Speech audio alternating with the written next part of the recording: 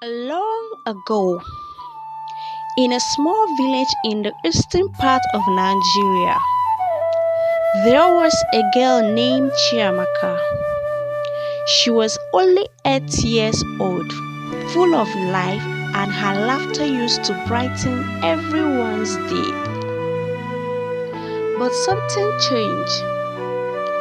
Chiamaka no longer played with the other children. She was always quiet, her eyes filled with sadness. In that same village lived a young woman named Nkechi. She was known for her kindness and sharp eyes. Nkechi noticed that Chiamaka often sat alone, her head bent low, and she wondered what has happened to the once cheerful little girl.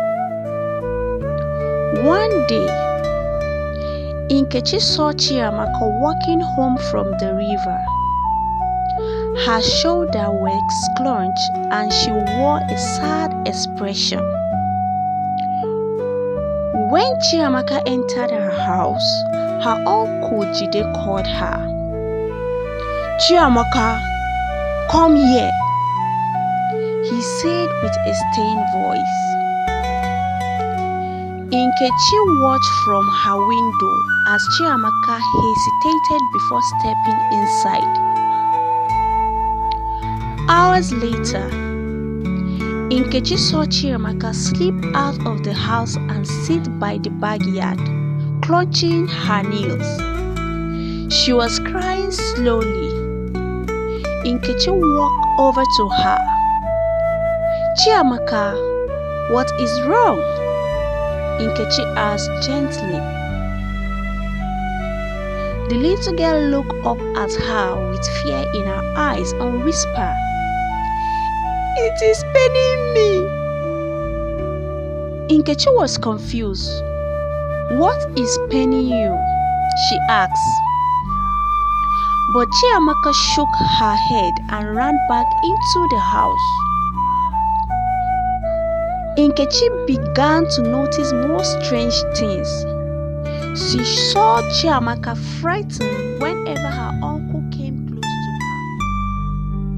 At night, she would hear muffled cry from their home. Nkechi knew something was wrong, but when she told her mother warned her to stay quiet. "Do not get involved in other people's problems," her mother said. "It is not our business." But Nkechi's heart was heavy. She could not ignore Chiamaka. Nkechi found Chiamaka sitting alone under a tree.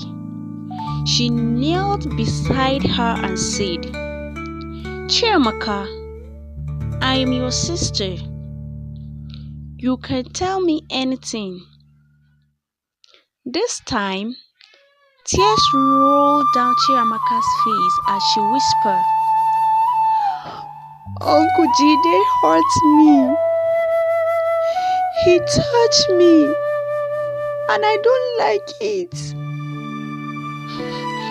It is paining me." Nkechi's heart broke. She held Chiamaka tightly and promised, "I will help you. You will not suffer anymore." Nkechi knew she had to act quickly. She went to Chiamaka's teacher, a kind woman who always fought for the children in the village. When Nkechi told her what was happening, the teacher was shocked. "We cannot let this continue," she said. Together, they decided to tell Chiamaka's parents. At first, her parents were angry and refused to believe them. "Uncle Jide is family," her father said.